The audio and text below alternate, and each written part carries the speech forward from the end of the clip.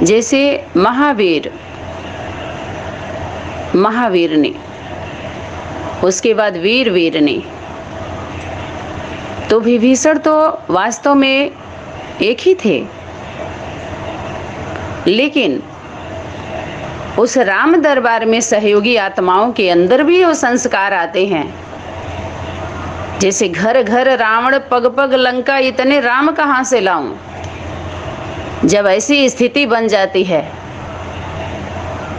जब हमारा परिवार समाज असुरक्षित हो जाता है, तो घर के हर व्यक्ति को सैनिक बनना पड़ता है।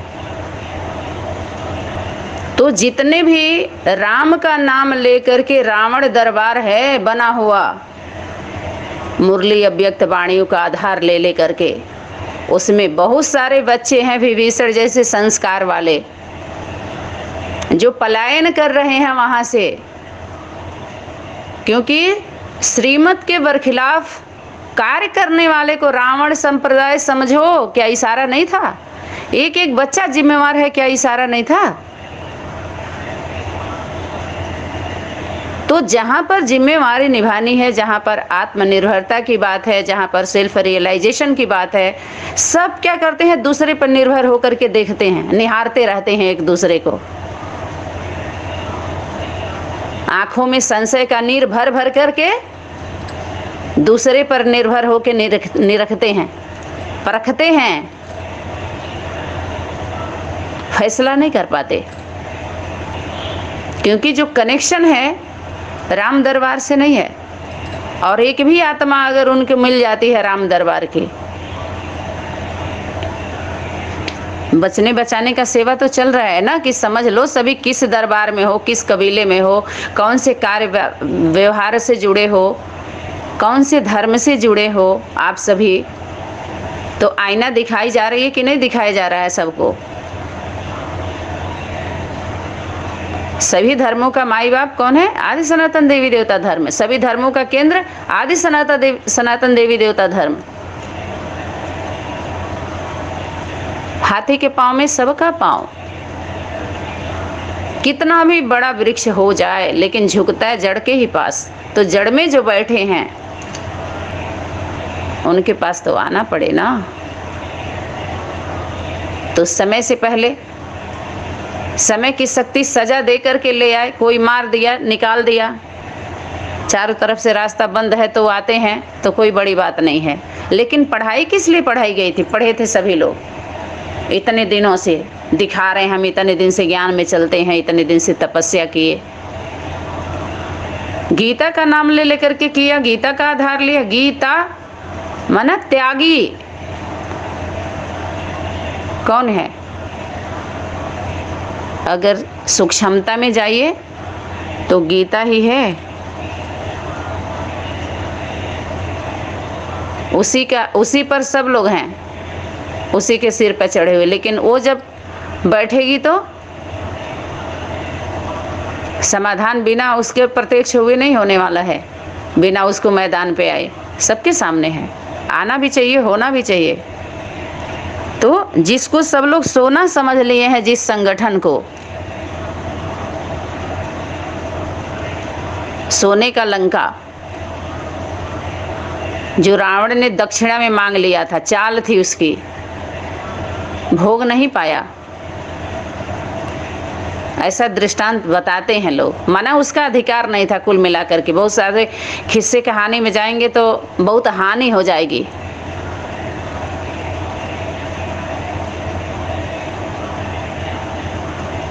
क्योंकि खास नहीं है, खिसिया के किस्सा सुनाया गया है। इस किस्से कहानी में बहुत हानि है। लाभ वाला तो एक एक पॉइंट जो जीवन से गुजरा हुआ है उसको, बीज बातों को प्रकाशित कर दो, ताकि सबके बुद्धि में प्रकाश फैल जाए, अंतरात्मा में प्रकाश फैल जाए। तो बोल रहे थे विभीषण जी, अर्थात जो हर संगठनों की विभीषण जैसी आत्माएं थी, हैं,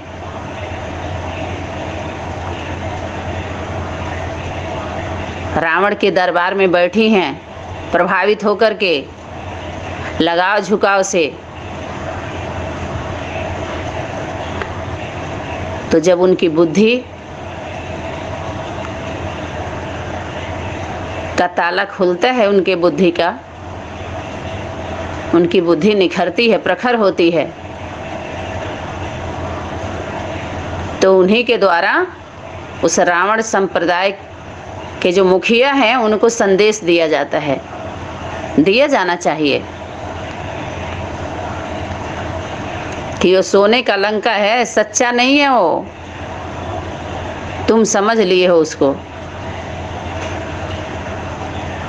क्योंकि सत्य नहीं है, सत्य नहीं है।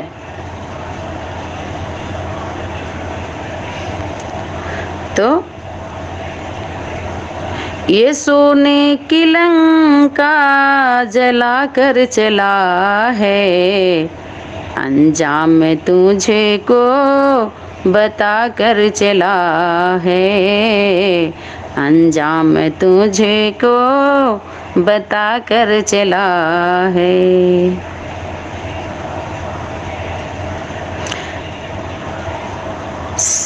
सर पे भरम की अहम जो चला है, कह रहे तुम्हारे बुद्धि रूपी जो सर है, खोपड़ी है, उस पे भरम की अहम चला है, अहंकार आ गया है। सर पे भरम की अहम जो चला है, सुधरने को तुमको अवसर मिला है। अब तुमको ये अवसर दिया जा रहा है कि सुधर जाओ, सुधरने को तुमको अवसर मिला है, हनुमान लंका जला कर चला है। वो राम के दूत है, राम के द्वारा भेजे गए हैं। असल जो राम है उसका काम है, नाम ले ले करके उसके काम को अपने हाथ में ले लिया तो ला हाथ में ले लिया ना। जो जिसका कार्य है, जो जिसकी सीट है, जो उस योग्य है उसको दे दो। इसीलिए तो भयभीत हैं सब। अरे जो नारद जी थे, दिखाते हैं दृष्टांत, अंत में दृष्टांत दिया जाता है, दिखाया जाता है। वो दृश्य, दृष्टांत, उसी के द्वारा दिखा करके क्या किया जाता है, अंत किया जाता है। विकलांग पार्टी के बाबा क्या बोलते थे, नारद जी नारायण नारायण कहते थे, सबको स्वर्ग का संदेश दिया स्वर्ग में जाने के लिए, लेकिन खुद अपने नहीं गए। हनुमान जी को पूछड़ी वाला बता दिया। पूछ कौन? हनुमान का जो दिखाया, गिला नहीं किया ना। रावण संप्रदाय क्या करेगा? अपने स्वार्थ पर साध साध करके, जो कहते हैं ऐस कैसे समझे कवि, कैसे समझे रवि, वो कवि की कविता नहीं है। आना सूर्य को गरज है उसको समझाने के लिए। तो हनुमान की जो पूंछ थी, देहभान की पूंछ नहीं थी, सम्मान का पूंछ थी। वो प्रतीक है सम्मान का। पूंछ, उनकी पूंछ बहुत होती थी, सम्मान का प्रतीक है वो पूंछ, देहभान का नहीं है। किस्से कहानी सुना सुना करके, बड़ा कर करके जो बड़े बन गए, तो हनुमान की पूंछ सम्मान की पूंछ प्रतीक है वो। उनकी पूंछ बहुत होती थी, सम्मान बहुत था हनुमान जी का, क्योंकि महावीर महावीरनी की बात आई थी। उनको इस तरह से सम्मान असम्मान की बातें करके असम्मानजनक से संबोधित किया गया अशब्दों से, तो शक्तियां रुष्ट हो जाती हैं। तो ये कवि समझा कल्पना को, कल्पना समझती है कौन? कविता। कविता कल्पना तब तक रहती है कवि की कविता जब तक कविता आ नहीं जाती है। नारद जी के लिए क्या बोला?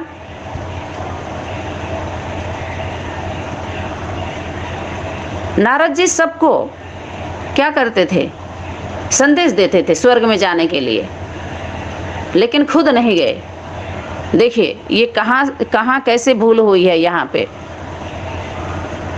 नारद जी ही भगवान के अवतार हैं, भगवान के स्वरूप हैं, शिव पिता के, वो साधारण नहीं है। वो ब्रह्मा विष्णु शंकर जो तीनों बैठे रहते हैं अपने अपने उसमें दृष्टांत दिखाते हैं, उस उनके कमी कमजोरी को जानते हैं, मुस्कुराते रहते हैं, तीनों लोक में भ्रमण करते हैं। वो तीनों लोगों का खबर होती है उनको।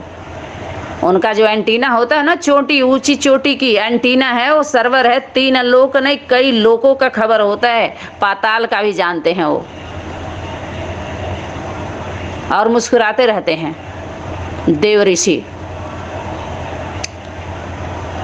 बोलते हैं उनको। नारद जी अर्थात असुरों के भी सभा में पहुंचते थे, देवता के भी सभा में पहुंचते थे, ब्रह्मा विष्णु शंकर के भी सभाओं में पहुंचते थे, बात करते थे डायरेक्ट, बोलिए क्या हो रहा है, ऐसे क्यों हो रहा है। उनको ये रावण के ग्रुप वाले रावण ने बदनाम किया नारद के स्वरूप को, कि उनकी दृष्टि लक्ष्मी के पीछे चली गई, बदनाम किया गया उनके स्वरूपों को भी। हनुमान, सभी देवी देवता के जो वास्तविक स्वरूप, वास्तविक कार्य था, ये रावण संप्रदाय के लोग ग्लानि करते हैं, सबको भरमा देते हैं सीधे साधे बच्चों को। तो नारद के द्वारा जो भी बात बोली जाती थी, बताई जाती थी, देवी देवता सोच में पड़ जाते थे। असुर के सभा में भी असुर भी सोच में पड़ते थे, देवता भी सोच में पड़ते थे। क्या बोलते थे पता है, मालूम है क्या बोलते थे? ये जरूर गंभीर बात है, विचारणीय बात है, क्योंकि नारद जी ने बोला है, देव ऋषि नारद जी ने बोला है, गंभीर बात है, सोच लो। माने देवता को भी बताते थे, असुरों को भी सभा में, दोनों की सभा में चले जाते थे। ब्रह्मा विष्णु शंकर में माने उनको छूट थी, 3 लोक में जाते थे वो, परलोक में, इससे 3 से परे के भी परलोक में भी जाते थे, सब नहीं पहुंच पाते थे।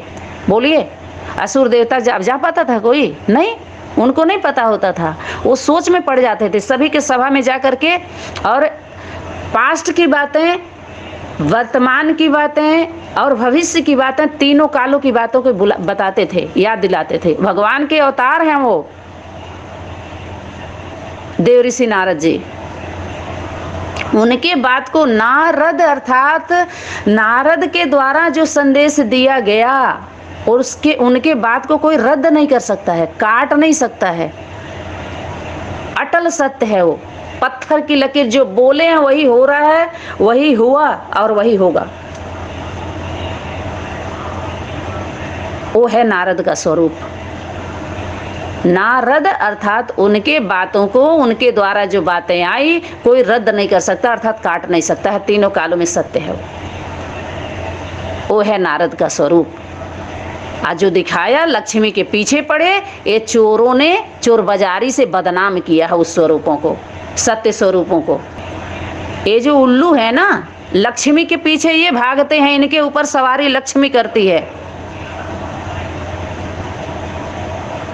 ये उनके खिस्से कहानी है जो स्वार्थ पर दिखाया है सारा दृष्टांत, क्योंकि भेद इनके द्वारा थोड़ी खुलता है। ये भेदिए हैं, भेद ले करके मैं तुम बच्चों को बताता हूँ, ये बीच में सुन लेते हैं।